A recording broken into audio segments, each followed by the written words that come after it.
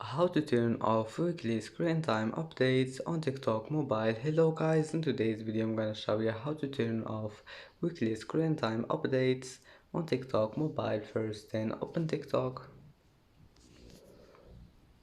and now click profile, and here in the top corner you will find test lines. Click on it and then click settings and privacy, and scroll down. Here you will find this one, digital well-being.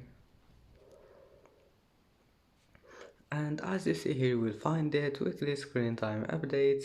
And now all you need to do is just click on it, and that's it. Weekly screen time updates have been turned off.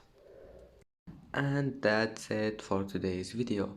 If you like this video, don't forget like and subscribe, and thank you for watching this video until the end, and see you in the next video.